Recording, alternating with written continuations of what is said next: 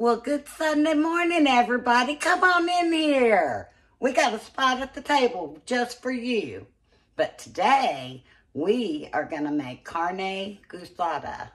For any of you that don't understand what that means, it means Mexican beef stew. It's yummy. You're going to love it. And we're going to have fun doing it. But first rule of Granny's kitchen is my kitchen, my rules. And I expect the same for you. If you don't like how I do something, you do it different, honey. If you want it to be fat-free, well, it won't have the flavor, but knock your lights out. Because I don't want to tell anybody how they got to do it. You do it how it works for you. In my kitchen, this is how I do it. Let's get started with some carne guisada. First thing we're going to do is we're going to put a heaping tablespoon of good old lard in this pan. I've already got it preheated to a medium.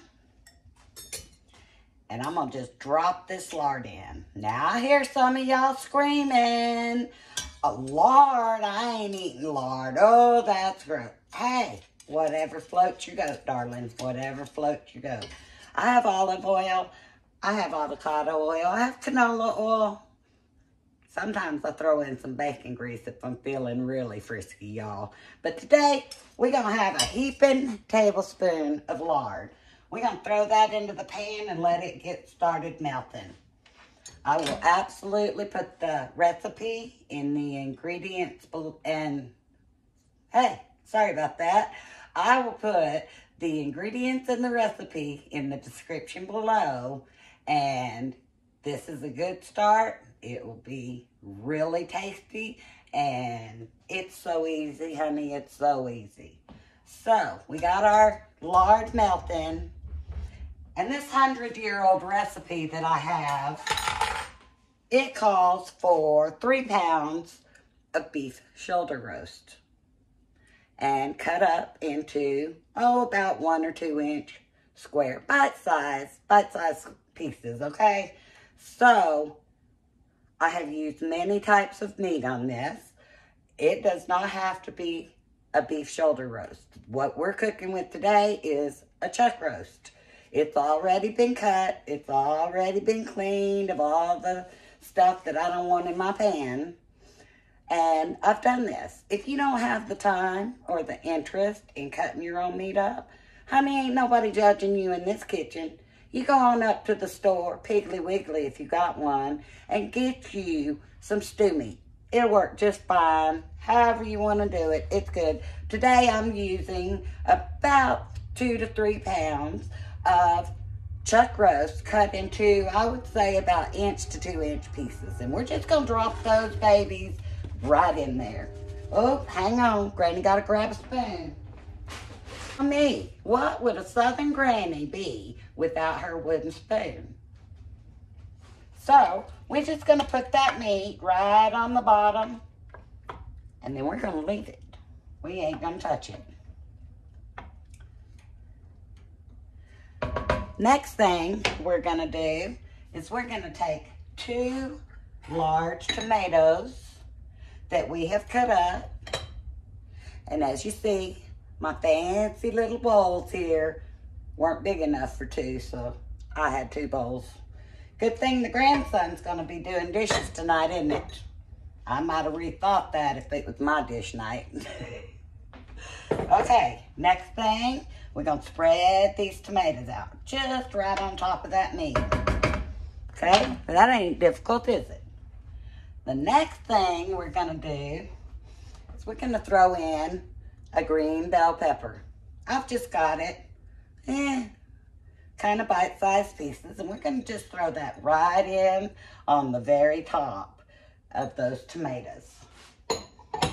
Have you ever noticed that Mexican food generally has the colors of the Mexican flag? Red, white, and green. And a lot of their foods have that. So we've had our red tomato, and we've had our green bell pepper. And how about this, honey? It wouldn't be good without all this white onion. So let's just throw that right in over the top. I hear you screaming. Some of y'all won't eat onions.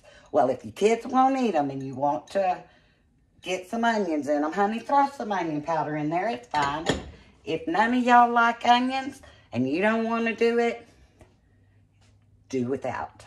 There you go. If you want to replace it with something different, go on ahead and do that. This is your meal in your kitchen. Alrighty. So, we've got our roast, our tomatoes, our bell pepper, our onion. We're going to throw in our potatoes. Now, if you will see, and I know a lot of you already know this, but we're helping the ones that don't. So, whenever I chop up a potato, I often put it in with just plain water from my sink.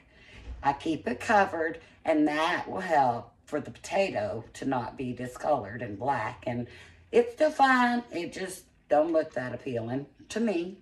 So, anyhow, I'm going to just reach my hand right in this water. They're clean. I washed them before I got started, y'all. All right. Now, I'm going to just drop those potatoes right on top. If you notice, Granny hadn't picked up her wooden spoon once. I know some grandchildren out there saying, oh, thank you, Granny. I'm so glad. But at this point, we are not going to stir anything. We're just going to let it sit there and do its little thing. You see how easy this is. All right. Now, I want you to know that the potatoes and the tomato sauce I'm going to throw in here in a minute, neither of those are part of the original 100-year-old recipe. Hey, honey. Hey, Grampy just walked in the door. Everybody, welcome Grampy home. This is my husband, Steve. He's going to be our taste tester later on. I hope he will enjoy this as much as I think you guys will. All right, so anyway, the potatoes are my addition because, honey, we do it how we want to around here. All right, and the next thing we're going to do, oh, my favorite. I have minced garlic right here, and I love garlic. Honey, if you don't love it, leave it out. But for me, when a recipe calls for 1 clove of garlic, I know it was an accident, and they certainly meant 2. Sometimes they actually meant 3, depending on what the season is. But today, it says add 3 large garlic cloves. So in our little minced garlic, I'm going to take, about a teaspoon, and I'm going to sprinkle that over the top, and that's 2 cloves. But, you know, there ain't no sense in just going for a half when you can go for a whole. So we're going to go ahead and add us another teaspoon of garlic in there because it's good. It's yummy, isn't it? All right. So we are done with the garlic. And now, oh, I'm not prepared. Hang on just 1 second, y'all. All right, darlings, I have found my tomato sauce. Now, the recipe calls for 1 8-ounce can of tomato sauce. But my boys around here, they like their stuff juicy. So what I have done to appeal to their palate is make this into a 15-ounce can of tomato sauce. 2 small cans, 1 big can. Leave it out if you don't want it. Because again, this was not part of the 100-year recipe, 100-year-old recipe. This was something that we added because we liked it. All right, so now, isn't that good? Okay, so now I'm going to add, and again, I know I'm going to hear y'all screaming. My recipe calls for a tablespoon of salt. That's right, you heard me right. 1 big old tablespoon of salt. And this is how I'm going to do that.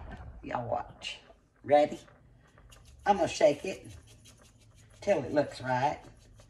And I'm probably not going to add about a tablespoon, but I'm going to add a good little amount because our potatoes will absorb that salt. Some of that meat is going to absorb that salt, and so are those veggies. So, for those of you on a salt-healthy diet, I also have some real salt here. It adds all kinds of different minerals. Shake a little bit in that, too. You got some seasoned salt, throw it in. Whatever Looks good, tastes good to you. I'm going to add me just a little bit of black pepper here to round that off. And now Granny's going to pick up her spoon. And what we're going to do is we're just going to stir this. We're going to start getting that meat off the bottom. And if you'll look, honeys, while we've been working, this stuff has already been cooking. The bottom is browning, and it is already starting to make some pretty juices. Oh, look at that. That is wonderful. Now, let's get you guys down here and see if you can see what we got here. Yummy. All right, guys. Oh, look at that. That's a big old mess of carne guisada, isn't it, folks? Yep, it is, and it's going to feed this household of boys. Hungry, holy boys, let me tell you. All right, now, listen, I'm not perfect. I do lots wrong, and I make mistakes. And I'm going to share those with you as I go along, because maybe you'll think they're funny, and maybe you'll roll your eyes at me. But either which way it goes, there is not a perfect person that walks this earth today. And when you have mistakes, and you will, when you have things that don't work out, and you will, just remember, honey, Granny's got your back. She's right here saying, oh, baby, you just invented a new recipe. Share it with everybody, right? All right. So anyhow, we got our carne guisada just on this skillet here. And what I'm going to do now that I have turned it and stirred it, we're going to place the lid on top of it. And we're going to cook this on low for 3 hours. Y'all make sure you got a little time before you get this going. Okay? Now, I'm going to turn it on a 3. No, I'm going to turn it on a 2 on my stove. You guys, you know what you're working with, and you know how your oven cooks and how your stovetop cooks, so adjust as necessary. But we've got this on a low heat. It's going to just sit here and rock and roll and do its thing for the next 3 hours. And then I'm going to bring y'all back whenever it's done. I'm going to show you what it looks like. I'm going to give it a good stir, and I'm going to set it on the table. And these guys are going to think that I have slaved in this kitchen all day. And y'all better keep my secret. All right. We'll see you back in 3 hours. One quick thing I wanted to tell you. If you notice, the only spices in this carne guisada was salt and pepper. You can add cumin. You can add a Mexican spice blend to it. The only heat is coming from the black pepper in this. Still spicy, but it may not be up to some of y'all's level. So if you want to throw in some peppers, some jalapenos or serranos, or even just a little bit of juice, y'all are welcome to do that to make it to your flavor and your taste. And what the guys and girls in your house will say, oh my goodness, teach me how to make that. All right, see you back. Bye. All right, y'all, take a look at this. Now, we let this simmer on low for 3 hours. And the juice that it makes comes from the vegetables and the meats that are cooked slowly in here. And then, I thought I was recording. I guess I just was taking a picture, but here we go. I mixed half a cup of water, tap water, and 1 heaping tablespoon of flour. I put my lid on, and I just shook that baby up and mixed it up. You want to get a good mix on it so your food is not gritty. I opened it up. I just poured it in the pan. And then I gave it a little stir, and it thickened immediately. So this, my dears, is ready to serve. I'm going to see if I can show you a nice little spoonful There you are. Now, doesn't that look good? Oh, I wish you could smell it. And I hope you make it so you can taste it too. All right. Now, we're going to let this simmer long enough to call the family to the table, and we will see you there.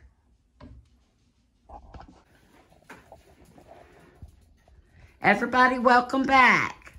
Welcome to my table. You've already met Grampy, Steve. This is my oldest son, Robert. This is my youngest son, Steven. Hey, y'all. And this, darlings, is the grandson, the one and only grandson. His name is Alex, and you'll be seeing a lot of him. Hello. All right, now, guys, we've got a taste test for our people. It's hot.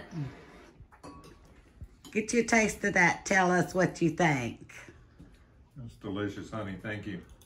Yes, it sure is. All right.